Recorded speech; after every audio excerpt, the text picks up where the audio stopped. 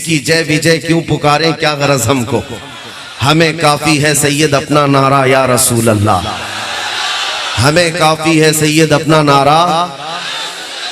हश्र में होगा दाखिल, खुल्द में होगा दाखिला इस शान से, या रसूल अल्लाह का नारा लगाते जाएंगे।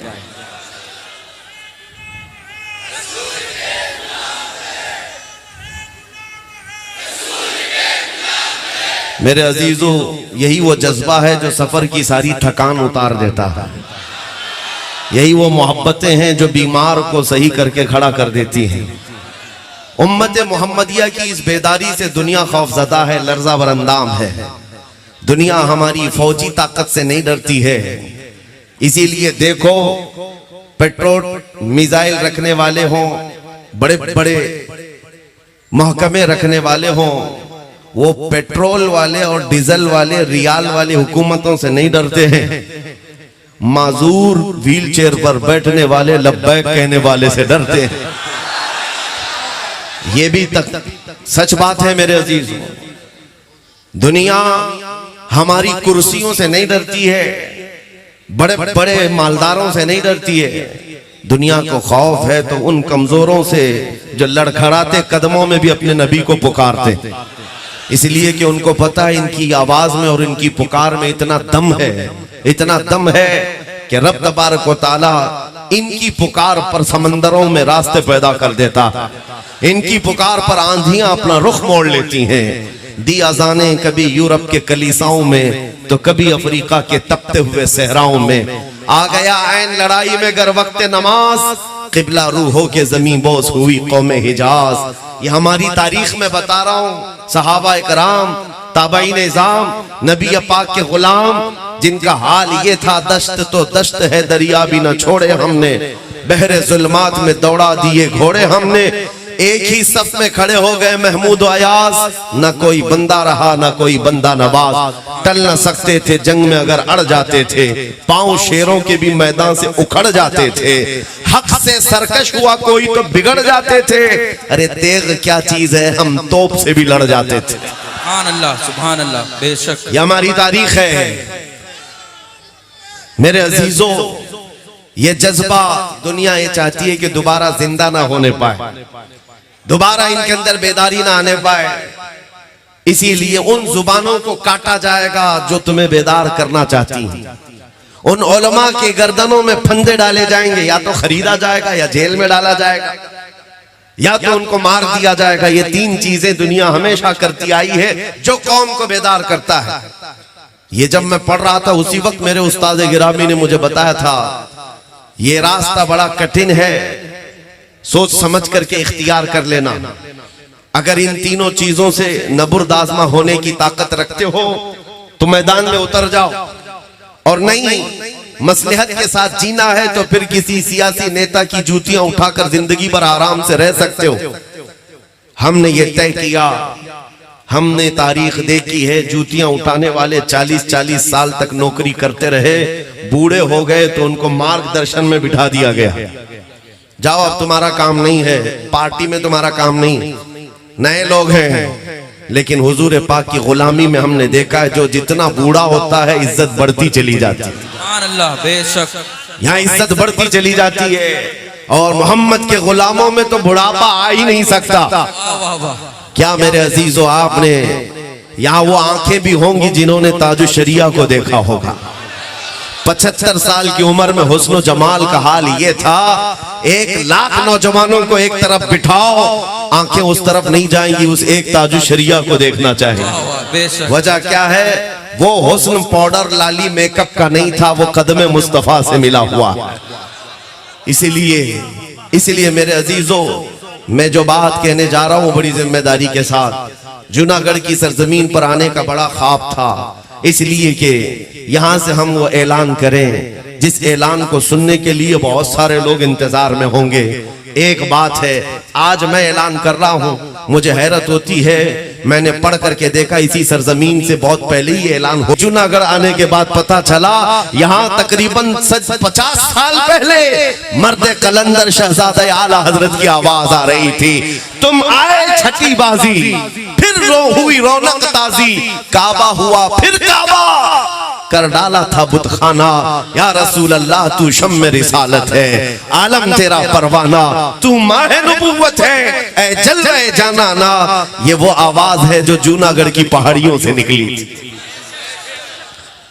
तारीख जिनको पता है वो मालूम है, सरकार मुफ्ती आजम हिंद रदी अल्लाह ताला अन्हु की जमीन है, उन्होंने उसको दूसरा बरेली बना दिया था, जहां आकर के वो ईद भी कर रहे हो, मुहर्रम भी कर रहे हो, शब बारात भी कर रहे हो। मेरे अजीजों, ये इनकी मोहब्बत आज यहाँ देखने को मिलती है। इंतकाल किए हुए 50 साल से का अरसा भी गुजर जाए, लेकिन इश्क की जो शमा उन्होंने रोशन की है वो अभी मध्यम नहीं हुई है, वो लौ अभी जल रही है। इसी लौ को बढ़ाने की थोड़ी सी और आप जिम्मेदारी उठा लें, फिर एक इनकलाब आएगा मेरे अजीजों, एक इनकलाब, एक रेवोल्यूशन आएगा। इसलिए कि मुझे पता है ये कौम अगर दोबारा किसी पर उठ सकती है तो वो सिर्फ और सिर्फ ताजदार मदीना के नाम पे उठती है। सारे मसले मसाइल छोड़ दो, सारे मसले छोड़ दो। बहुत सारी मीटिंगें होती हैं, दानिश्वरों की सेमिनार होते हैं, इंटेलेक्चुअल कॉन्फ्रेंसें होती हैं, कौम मुस्लिम के हालात पर गुफ्तगू करते हुए, सियासत में हम कैसे आएंगे, क़ियादत में हम कैसे आएंगे, एजुकेशन में कैसे बढ़ेंगे, खुराफात को कैसे निकालेंगे, नशा कैसे दूर किया जाएगा, आवारागर्दी, बेहयाई, इसको कैसे, शराब नोशी को कैसे दूर किया जाए। हजारों मसले हैं मेरे अजीजों, किस किस बात पर हम गुफ्तगू करें। एक उन्वान नहीं है, हजारों बीमारियां घर कर चुकी हैं।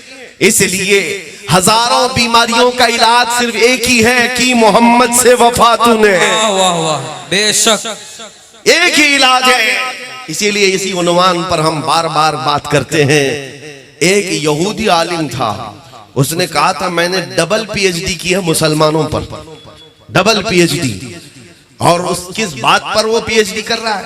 उसने कहा मैंने 14 सेंचुरीज देखी, इनको कई मर्तबा तोड़ा गया है, मारा गया है, घर से निकाला गया, शहर भी जला दिया गया है, बहुत मर्तबा हुआ है, लेकिन जमाना गुजरता नहीं कि दरख्त के पत्तों से ज्यादा हरियाली इनके अंदर फिर से आती है।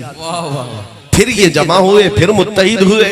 इनकी टूटी बिखरी हुई बस्तियों से अजान की आवाज आज भी गूंजती है। बगदाद तोड़ कर रख दिया था चंगेज ने, हलाकू ने, गरनाता टूट गया था, मराकश बर्बाद था, कहां कहां वीरानियां नहीं आई। फिलिस्तीन में पिछले 70 साल से खून की होली खेलते हैं जालिम। लेकिन वो यहूदी कहता है हमने 1000 बार इस दरख्त को तोड़ा है, लेकिन इसमें हरियाली न कम हुई थी न कम होती है। इस बात पर मैं रिसर्च करते हुए 2 बार पीएचडी किया, डबल पीएचडी। किसी मुसलमान ने उससे पूछा कि नतीजा क्या निकला, आपके रिसर्च का रिजल्ट क्या है, आप किस रिजल्ट पर पहुंचे हैं? उसने कहा कि ये राज की बात है, मेरे थीसिस ये कहते हैं कि इनको जब भी मारा गया, कत्ल किया गया, इनके बच्चे मार दिए गए, इनकी औरतें लूट ली गई, इनके घर तबाह किए गए, मस्जिदें, माबदें, खानकाएं जलाई गई, सब हुआ है। लेकिन दोबारा इनको जमा करने वाला इनका नेता नहीं होता, दोबारा इनको जमा करने वाला इनका नेता नहीं होता, इनका सियासी शऊर नहीं होता।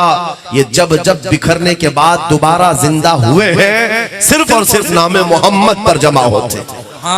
हजारों इख्तिलाफात होते हैं, लेकिन ताजदारे मदीना के नाम पर सब इकट्ठा हो जाते हैं। अजीजान गिरामी वक़ार, ये खासियत हम नहीं बयान कर रहे हैं, गैरों ने हमें देखकर पहचान लिया है। इसीलिए 100 साल पहले अंग्रेजों ने यहाँ कहा था ये फाका कश मौत से डरता नहीं, जरा रूह मोहम्मदी इसके बदन से निकाल दो। उन्होंने बहुत तड़पाया है मुसलमानों को, लेकिन बाद में उन्होंने देखा कि ये किसी से न झुकते हैं, न मरते हैं, न कटते हैं। रूह मोहम्मदी जब तक इनके दिलों में होगी ये फिर आबाद होते हैं। इसलिए ऐसी जमातें बनाई गई जो जगह जगह घूम घूम करके तुम्हारे ईमान को लूट सके, तुम्हारे इश्क़ रिसालत का कत्ल कर सके। वो चेहरे पर दाढ़ी भी रखे होंगे, टोपी भी सजाए होंगे, जुब्बे कुब्बे भी पहने होंगे, और गली गली आकर नमाज, हज, ज़कात, रोजे, अमाल की बातें करते करते करते, तुम्हारे दिलों से इश्क मोहम्मदी को खत्म करना चाहते हैं। ये अंग्रेजों की बनाई हुई साजिशें थी, उनके बनाए हुए प्लान थे। 100 साल से वो इस बात पर अमल करते रहे। लेकिन मेरे अजीजों, अल्लाह रब्बुल इज्जत का करोड़ा एहसान है, ये जमातें 100 साल से मेहनत करने के बावजूद भी हमारी कौम से अब तक वो इश्क नहीं छीन सकी है। और अगर छीनी थी तो हम दोबारा खड़े हैं। आज मशरिक से मगरिब, शुमाल से जुनूब, मैंने हिंदुस्तान के 200 से ज्यादा इलाकों को देखा है। जिस मजमे में गया, 8 साल के बच्चे से लेकर 80 साल तक का बूढ़ा अगर पुकारता है मजमे में तो लब्बैक या रसूल अल्लाह। सुभान अल्लाह, सुभान अल्लाह। नारे तकबीर, नारे रिसालत, तहफ्फुज़े नामुसे रिसालत कॉन्फ्रेंस। नारे तकबीर, नारे रिसालत, लब्बैक लब्बैक लब्बैक या रसूल अल्लाह, लब्बैक।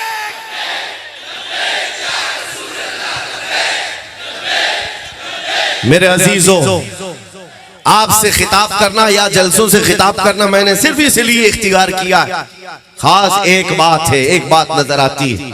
जानते हो, डॉक्टर जब किसी को बेहोश करता है, ऑपरेशन थिएटर में ले जाकर उसको दवाई के जरिए से या इंजेक्शन के जरिए से सुन किया जाता है। और थोड़ी देर के बाद डॉक्टर उसको चेक करता है पूरा सुन हुआ कि नहीं। और कैसे देखेगा? चेक करने का तरीका यह है, उसको चूंटी काट के देखो, मार के देखो, या कैंची लगा कर देखो, सुई चुबा कर देखो। अगर हरकत कर रहा है तो अभी होश है, और हरकत नहीं कर रहा है तो बेहोश है। अब ऑपरेशन किया जा सकता है, चीर फाड़ हो सकती है। ये ऑपरेशन थिएटर का निजाम है कि बेहोश करने के बाद थोड़ी देर छोड़ दिया जाएगा, इसको पूरा सुन हो जाए। पूरी दुनिया में उम्मत मुस्तफा को बेहोश करने के लिए तुम्हें नशा दिया गया है बरसों से। अरब तो बेहोश हो गया है, उनको इंटरनेट का नशा दिया गया, तुम्हें भी दिया गया। इतना नशा दिया गया है कि हर मोहल्ला आज नशा से भरपूर है। और उसके बाद अब दुनिया चेक करना शुरू कर चुकी है ये पूरे बेहोश है या नहीं। और उम्मत को चेक करने का तरीका उनके पास सिर्फ एक ही है, हुजूर की शान में गुस्ताखी करेंगे, इस्लाम की शान में, कुरान की शान में, रब की शान, गालियां देंगे, छोटे छोटे कुत्तों को बाहर लाएंगे, वो भौंकते रहेंगे। ये चेक करने के लिए बुखार कि मुसलमान पूरे बेहोश हो गए या अभी होश में हैं। अरब तो बेहोश हो गए। खुदा का करोड़ा एहसान है, हिंदुस्तान बेहोश नहीं हुआ। हिंदुस्तान का मुसलमान बेहोश नहीं हुआ। एक कुत्ता पुकारता है तो हजारों जगह से आवाज आती है, लब्बैक या रसूल अल्लाह।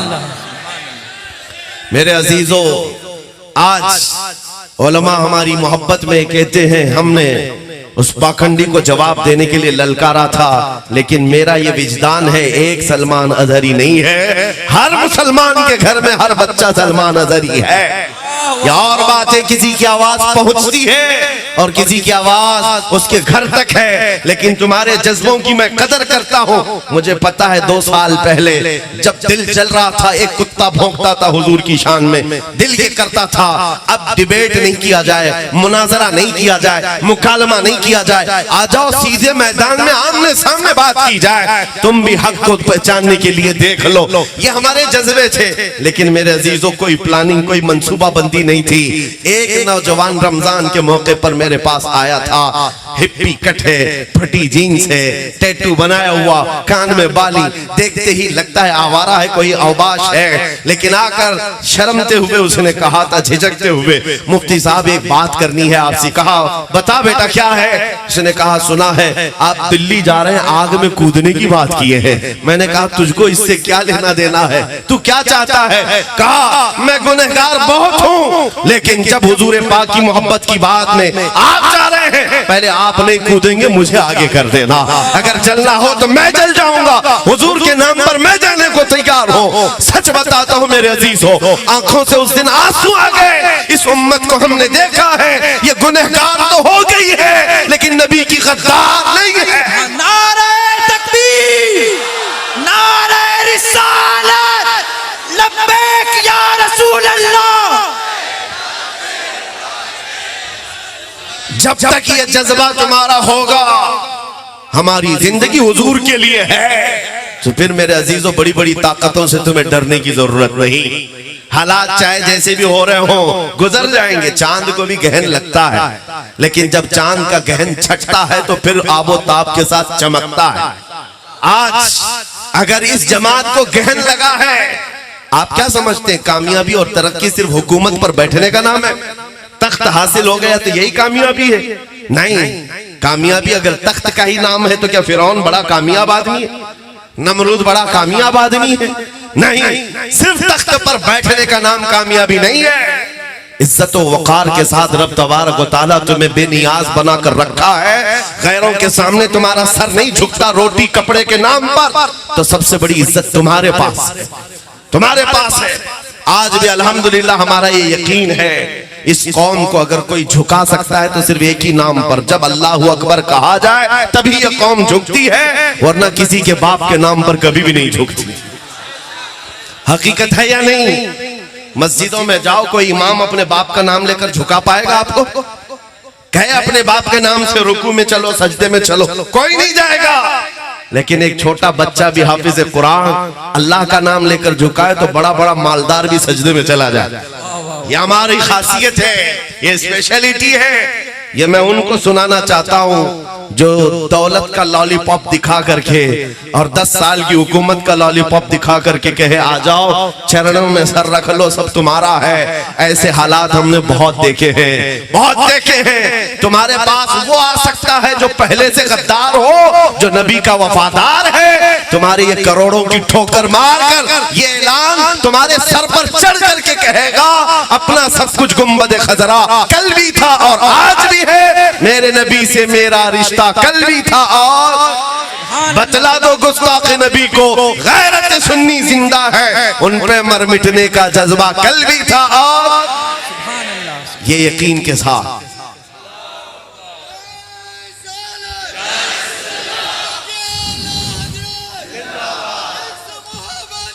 हज़रात इस बात को याद रखो, इस बात को याद रखो। अब हालात से डर करके जीने का क्या मतलब है? जिंदगी यूं ही गुजर गई, बकिया जो है वो भी गुजर जाएगा, ये वक्त भी गुजर जाएगा, किसी पर ठहरता नहीं है वक्त। तागूती ताकतों और कुव्वतों को हमने नाचते हुए तारीख में देखा है। यजीद ने बहुत जुल्म ढाए थे, लेकिन अंजाम क्या हुआ? शिमर जिलजोशिन ने करबला में वो खून खेला था, लेकिन अंजाम क्या हुआ? चंगेज जानते हो जिसने 50 लाख लोगों का कत्ल किया है, उसका अंजाम क्या हुआ? हलाकू किस तरह बर्बाद हुआ। ये बड़े बड़े आए हैं, बड़े बड़े जो डिक्टेटर थे अपने जमाने के, हिलाको बर्बाद हो गए। अब तो ये कुछ भी नहीं है, ये हवाओं के झोंके हैं, इंशाअल्लाह हवाओं में ही बह जाएंगे। बस तुम्हारे ईमान का इस्तिकामत का इम्तिहान है। तुम अगर जमे रह गए अल्लाह की मदद आएगी। कुरान कहता है इन्नल्लज़ीना क़ालू रब्बुनल्लाह थुम्मा इस्तक़ामू ततनज़्ज़लु अलैहिमुल मलाइका अल्ला तख़ाफू वला तहज़नू व अबशिरू बिल जन्नति अल्लती कुन्तुम तुअदून। बेशक वो लोग जिन्होंने ये कहा अल्लाह हमारा रब है, फिर उस पर जमे रहे। रब फरमाता है उन पर अल्लाह फरिश्ते उतारता है, वो ये कहते रहते फरिश्ते घबराओ मत, डरो मत, हम तुम्हें वो बशारत सुनाने आए हैं जो अल्लाह ताला का वादा है, तुम्हारे लिए जन्नत इंतजार कर रही है। अज़ीज़ान गिरामी वक़ार, आज अगर कोई तुम्हारे सामने ये मामलात आते हैं इस्तिकामत को ललकारने के लिए, तुम्हारे ईमानी हरारत में लग़ज़िश लाने के लिए, उस वक्त अगर किसी को याद करना तो बिलाल हबशी को याद कर लेना, खुबैब इब्ने अदी को याद कर लेना, खब्बाब इब्ने अरत को याद कर लेना। अपने बच्चों को रसूलुल्लाह के उन जानिसारों की तारीख याद दिलाओ कि बेटा सिर्फ हलवा पराठा खाने का नाम आशिक रसूल नहीं है, सिर्फ नान खटाई और पेड़े जलेबियां खाने का नाम सुन्नी नहीं है। सुन्नी कौन है? या रसूल अल्लाह सर कटाते हैं तेरे नाम पे मर्दाने आरा, वो है जिनके अंदर जज्बा भी हो। हालात अगर सख्त हो गए तो रसूल पाक सल्लल्लाहु अलैहि वसल्लम के नाम पर हम खाते तो रहे, अगर कभी वक्त आया मुसीबत उठाने का तो हम उसको भी झेलने के लिए तैयार रहे। लेकिन इस अहद के साथ जो सहाबा का था, मैंने एक मर्तबा एक तारीख में देखा, एक सहाबी है साद इब्ने रबी, मैदान उहद में उनका पेट फाड़ कर अंतड़ियां निकाल दी गई थी, 12 नेज़े मारे गए थे, और जब पेट फट गया तब भी अभी वो जिंदा थे, अभी उनकी रूह निकली नहीं थी। सहाबा ढूंढते हुए मैदान में उनको आए, कहा साथ तुझे अल्लाह के रसूल ने सलाम कहा है। आखिरी सांसें चल रही हैं। उस वक्त जानते हो सहाबी का क्या कहना था, बल्लिगू मिन्नी सलाम, ऐ मेरे दोस्तों हुजूर को मेरा सलाम कह देना। और क्या कहते हैं, जाकर के अर्ज करना मैंने उनकी हिफाजत का हक अदा नहीं किया। जिसका पेट फट गया हो, अंतड़ियां निकल गई और वो कहता है रसूलुल्लाह की हिफाजत का हक अदा नहीं किया, तो हम यहाँ आराम से खर्राटे लेकर के हुजूर की इज्जत की हिफाजत का हक अदा कर रहे हैं। उस सहाबी ने ये कहा आने वालों से, मेरे दोस्तों जाओ मदीने वापस अगर जाओगे, मेरी कौम को मेरा ये मैसेज दे देना कि अगर तुम्हारी जिंदगी में कोई रसूलुल्लाह तक हाथ भी लगा दिया तो कयामत के दिन तुम्हारा कोई उज्र कबूल नहीं किया जाएगा, कोई उज्र कबूल नहीं किया जाएगा। मैं ये पढ़ते हुए कभी आलम तसव्वुर में उन सहाबा को पूछता हूं, क्या दर्द नहीं होता, क्या तकलीफ नहीं होती, पेट फट जाए तुम्हारे सामने, बच्चों का कत्ल हो जाए, कैसा जिगरा था आपका, कैसे इम्तिहानात को निकाल लेते थे, पार कर लेते थे। वो सहाबा का एक ही नारा है, हर जुल्म हर सितम गवारा है, या रसूल अल्लाह बस तू कह दे कि तू हमारा है। हर जुल्म हर मुसीबत गवारा है, उनका ये ईमान था।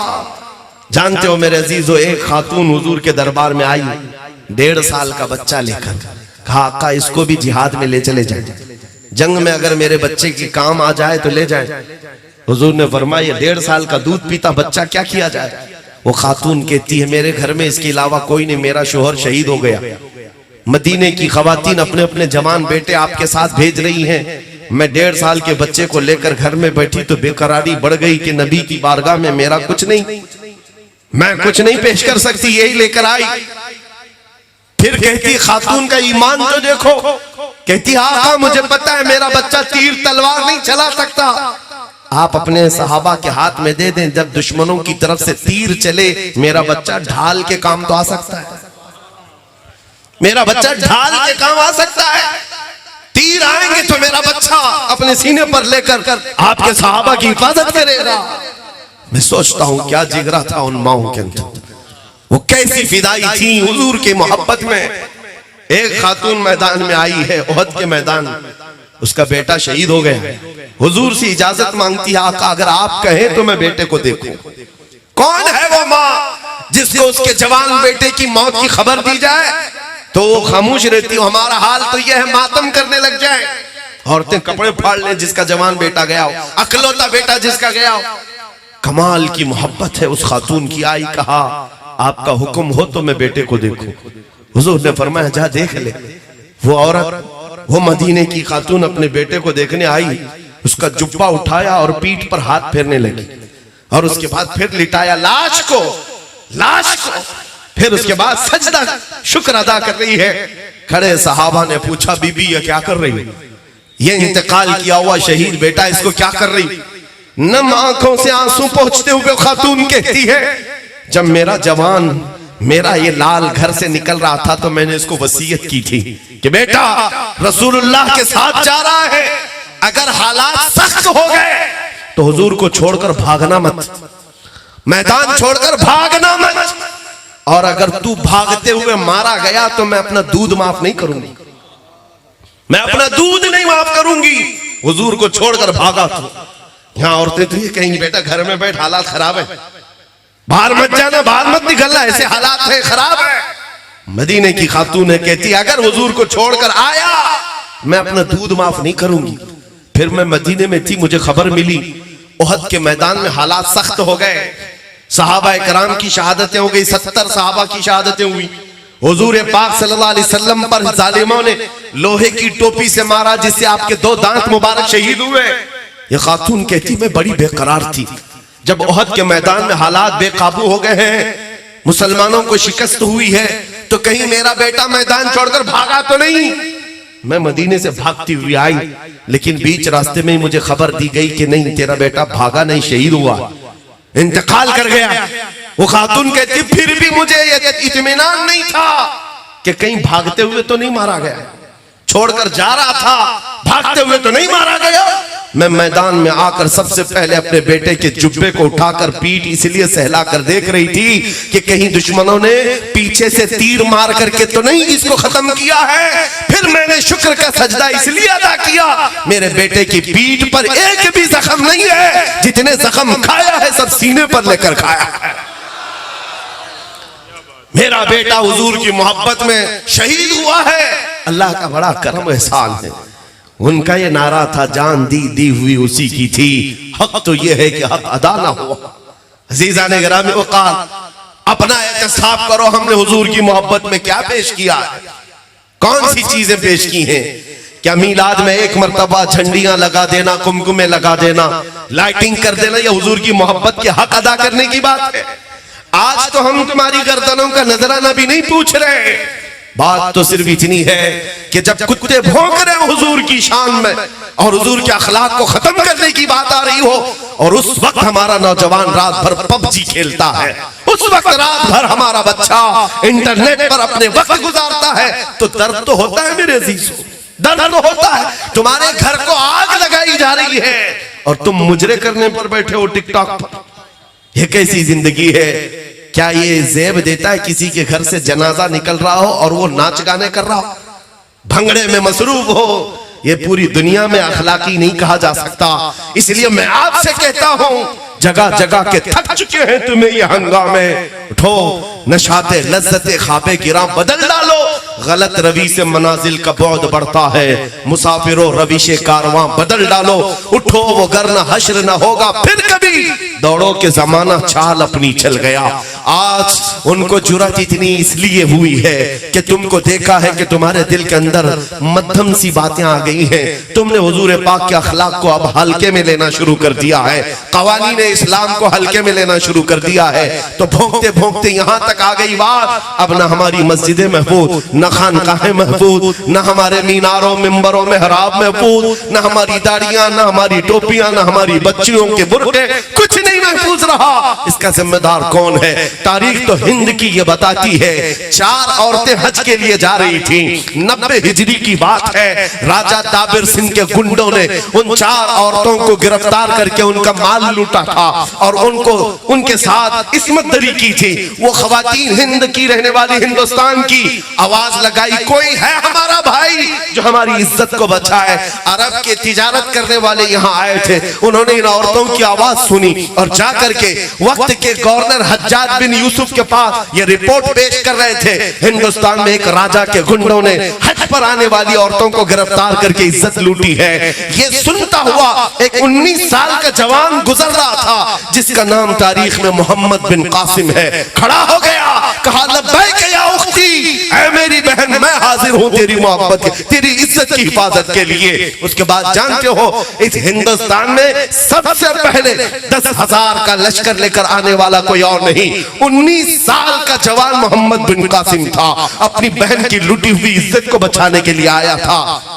और जब आया, आज वह इलाका सिंध में है, आते ही राजा दाबिर सिंह को उसने मुखातब करके कहा था, छोड़ दे उन खवातीन को, पकड़ ले उन गुंडों को जिन्होंने इज्जत पर हाथ डाला है। उसको घमंड था, नशा था। राजे ने कहा, ये एक छोटा लड़का मुझे ललकार रहा है, मुझे तू जानता नहीं मेरी ताकत का हाल क्या है। मोहम्मद बिन कासिम ने कहा, अगर तुझे तेरी ताकत का नशा है तो आजा मोहम्मद अरबी के गुलाम को भी एक बार देख ले, इसलिए कि तेरी सरजमीन ने अभी देखा नहीं है नबी के गुलाम होते क्या है। फिर जंग हुई थी, पहली जंग है। 3 दिन के अंदर उस 19 साला जवान ने उसके छितड़े उड़ाकर रख दिए थे। फौज तितर बितर हो गई। राजा दाबिर सिंह गिरफ्तार हुआ, गुंडे पकड़े गए थे। उन खवातीन की इज्जत को बचाने वाला वो जवान आजाद किया। परचम इस्लाम इस सरजमीन पर सबसे पहले लहराने वाला। मैं पूछता हूं नौजवानों, हमारी जिंदगियां 25 साल 40 साल की हो गई, हमारी बच्चियां जो इज्जत व आबरू की लुटी हुई है वो पुकारती रह गई, हमारे कानों में जूं तक नहीं रेंगती। वो दौर कैसा था? वो 4000 किलोमीटर दूर से चला आया था अपनी बहन की इज्जत की हिफाजत के लिए, और आज पड़ोस में भी लुट जाए तो तुम तो गेम खेलने में मसरूफ रहो। हालात को बदलो मेरे अजीजों। एहसास जब बेदार होता है, इनकलाब खुद ही आ जाता है, इनकलाब खुद आता है। आप अगर ये सोच रहे हो कि ये हालात अचानक बदल जाएंगे, आसमान से अबाबीलें उतर जाएंगी, जमीन फट जाएगी, उन काफिरों को निगल जाएगी। ये सब हालात कब आते हैं? जब तुम्हारा इम्तिहान होता है। अगर इम्तिहान ना लेना होता तो रसूलुल्लाह सल्लल्लाहु अलैहि वसल्लम चल करके बदर के मैदान में नहीं जाते, मदीने में बैठकर हुजूर हाथ उठाते तो अल्लाह की मदद आ जाती। जो फरिश्ते बदर के मैदान में हुजूर की मदद के लिए उतरे, क्या वो फरिश्ते मदीने में नहीं उतर सकते थे? सहाबाए किराम वहां पर मौजूद थे हुजूर के साथ। 313 को 160 किलोमीटर दूर तक चलकर क्यों जाना पड़ा? तारीख में मौजूद है वो सहाबा जो चल करके गए थे, उनके पैरों के नाखून उखड़ गए थे, नाखून उखड़ गए थे। आज 1400 साल के बाद जाओ मेरे अजीजों, मदीने से बदर तक कोई पैदल चल के दिखा दे मुझे, पैरों में आबले पड़ जाएंगे। एसी बस में बैठ नहीं पाते आज लोग। और वो रसूलुल्लाह के दीवाने तपती हुई गर्म धूप में पैदल चलकर निकले थे, जिनके पास हाथी घोड़े भी नहीं थे ज्यादा, न तलवारें थी। साहबा कहते हैं ऐसी तलवारें थी जिससे सब्जी भी नहीं कटती थी, लेकिन भरोसा था अल्लाह की जात पर, नबी पाक की गुलामी में। बहुत बदर के मैदान में पहुंचकर मेरे आका ने फरमाया था सहाबा, तुम में से कोई लौटना चाहे तो यहां से लौट जाए, ये मक्का वालों का हमारा मामला है। अंसार भी आ गए थे मदीने के, तुम्हारा मामला नहीं है, तुम जा सकते हो। जानते हो एक सहाबी खड़े होते हैं, कहते हैं या रसूल अल्लाह, हम बनी इसराइल नहीं है, मूसा अलैहिस्सलाम की कौम नहीं है, हम उम्मत मोहम्मदिया, हम उम्मत मोहम्मदिया हैं। आका आप तो मदीने से बदर तक ले आए, अगर आप यमन तक भी ले जाते तो हम पीछे मुड़कर नहीं देखते। या हुजूर पाक के साथ उनकी जो वफादारी थी, उनका इम्तिहान हुआ, तब रब तबारक व तआला की तरफ से 5000 फरिश्ते भी उतारे गए। आज तुम इनकलाब लाकर दिखाओ, ये जो तुम्हारी मस्जिदें सुनी हैं, किसी दिन फजर में इसकी सफे भर दो, फिर देखो रब तआला की रहमतें कैसे आती, फिर देखो इनकलाब कैसा आता है। तुम बिस्तरों को गर्म करके मदद के इंतजार में रहोगे तो ये खाम ख्याली नहीं है, ये खाम ख्याली है। अभी मैं नारा लगाऊं इस्लाम जिंदाबाद, हर कोई कहेगा, कहेगा कि नहीं कहेगा? इस्लाम से प्यार है, इस्लाम जिंदाबाद कहेंगे। तो फिर ये इस्लाम तुम अपनी औरतों पे क्यों नहीं पसंद करते? तुम अपनी बेटियों पर क्यों नहीं पसंद करते? कहो अपने घर में भी इस्लाम जिंदाबाद। अपनी शादियों में, शादी हॉलों में जाकर देखो तो दूर दूर तक इस्लाम दिखता ही नहीं, फिर किस इस्लाम को जिंदाबाद कह रहे हैं? अपने घरों से जब निकाल दिया है तो फिर जालिमों से क्या तवक्को, क्या उम्मीद? मुझे रहजनों से गरज नहीं, तेरी रहबरी का सवाल है। इसलिए मेरे अजीजों, इनकलाब तुम्हारे घर से आएगा। उनकी इतनी हिम्मत नहीं है कि मस्जिदों को, माबदों को बुतखाना बना दे। तुमने जब छोड़ दिया है इन मस्जिदों को वीरान, तो हमारे यहाँ एक मुहावरा है, जब मैदान खुला रहता है तो वहां कुत्तों का राज हो जाता है। मैदान में चलते फिरते रहोगे तो कुत्ते नहीं बैठते, और जब खाली छोड़ दिया जाता है तो सब जमा होते। तुमने ये सब चीजें खाली कर दी, इसलिए आओ मेरे अजीजों, ये आज अज़्म मुसम्मम कर ले। हम इनकलाब ला सकते हैं तो चाकू, छुरी, तलवार, बारूद, बंदूक, इन सब से नहीं, अखलाक मुस्तफा से ला सकते हैं। इनकलाब आएगा हुजूर पाक की मोहब्बत से आएगा। जामे इश्क मोहम्मद जो पहन लेता है, हर खार को वो फूल बना लेता है। हुजूर पाक सल्लल्लाहु अलैहि वसल्लम की मोहब्बत का जामा जो पहन लिया, मेरे अजीजों, ताकत इतनी हो जाती है उसके पास, असर इतना होता है, आपको हथियारों की जरूरत नहीं पेश आएगी। जामा इश्क मोहम्मद पहनकर गली में घूमने लग जाए, ऐसे ही कई कीड़ों की मौत आ जाए, सिर्फ तुम्हारी खुशबू से कई कीड़े मर जाएं। हम यही चाहते हैं।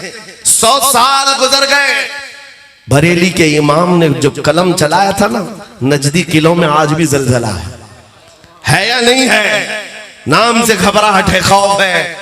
उन्हें पता है कलम के अंदर इतनी ताकत थी कि बरेली में बैठकर लिखे हुए एक एक लफ्ज का असर ऐसा है कि आज भी जब पढ़ा जाता है तो ईमान भी ताजा होता है, और कई लोगों के पेटों में मरोड़ भी शुरू हो जाता है। हर मिलाद में देखो हमारे जवान कहते हैं, हश्र तक डालेंगे हम पैदाइशे मौला की धूम, मिस्ल फारस नजद के किले गिराते जाएंगे, खाक हो जाए अदू जलकर, मगर हम तो रजा, दम में जब तक दम है जिक्र उनका सुनाते जाएंगे। और सुन्नियों को सब पता है, मुझे मालूम है। आला हजरत देखा है आपने? आला हजरत को किसी ने देखा है? कोई नहीं होगा यहाँ देखा हो, शायद बाप ने भी नहीं देखा होगा, वो तीसरी पीढ़ी हो सकती है, कोई नहीं है देखा हुआ। लेकिन कलाम का असर ऐसा है, कलाम का ऐसा असर है। मदरसे नहीं गए होंगे, कई लोग पढ़े लिखे नहीं होंगे, तब भी मैं ये आधा जुमला बोलता हूं, दूसरा जुमला तुम्हारा इश्क बोलता। वो जो न थे तो, वो जो न हो तो। ये जवाब कहां से आ रहा है? ये ईमानी जवाब। आला हजरत ने ऐसा जोड़ रखा है तुम्हें नबी पाक से, हुजूर के बारे में अकीदा दिया है, वो जो न थे तो और वो जो न हो तो। ये अकीदा है मेरे अजीजों, ये पिला करके गया है उस शेख अहमद रजा ने। 100 साल तक भी यह असर बाकी है और आज भी खानदान में वो मौजूद है मेरे अजीजों। वो खानदान को अल्लाह ताला सदा सलामत रखे, जहां से आने वाला हर एक इश्क की शमा रोशन करता गया। शहजादा भी कोई कम थोड़ी ना था और इश्क पिलाया ऐसे, जूनागढ़ वालों को इतना पिलाया, तकरीबन 33 मरतबा,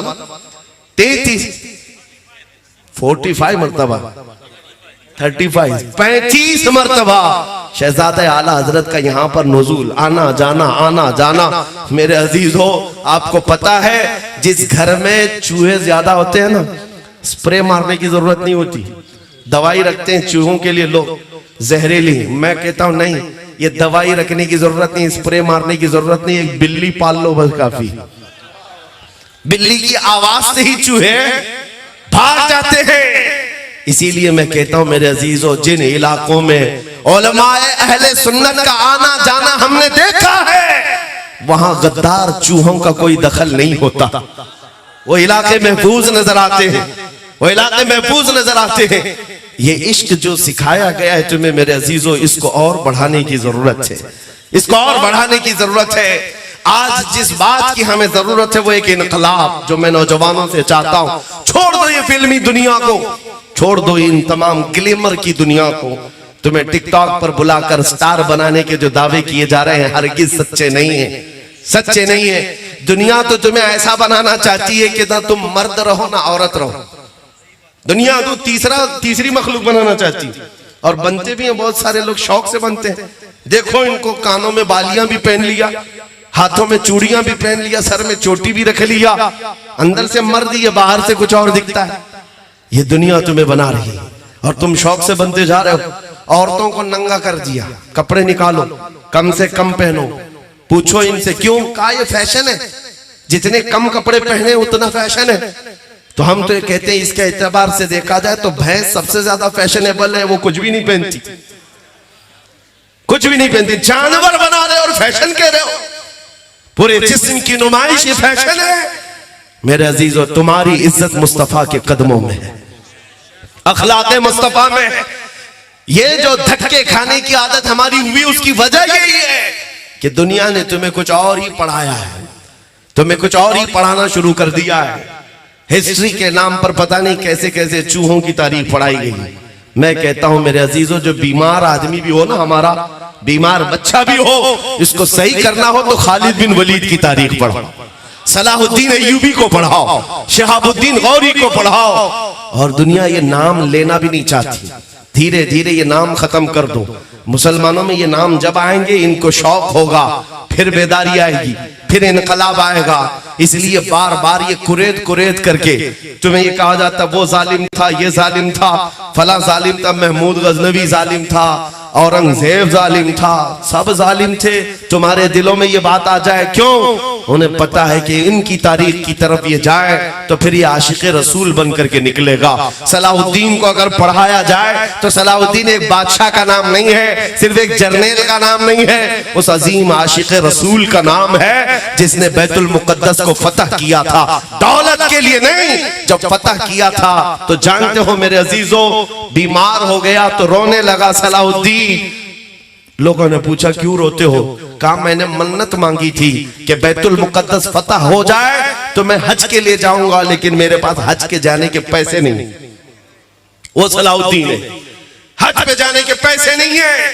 और वो ऐसा आशिक़े रसूल कि एक बार खबर आई थी, एक जालिम बुर्निस नाम का ईसाई सिपह सलाह मुसलमानों के काफिले को लूटा और मारने लगा। और मारा तो मारा, लूटा तो लूटा, लेकिन कहता जाता था हर मार पे बुलाओ मोहम्मद को, कहां है? बुलाओ मोहम्मद को, बचाने क्यों नहीं आते? मुआज़ अल्लाह रब्बिल आलमीन बार बार हुजूर का नाम लेकर ताना देता। वो मुसलमान मारे गए, लूटे गए। फिर खबर सलाउद्दीन तक आई कि बुरनिस नाम का वो सिपहसालार ईसाइयों का, उसने ऐसी हरकत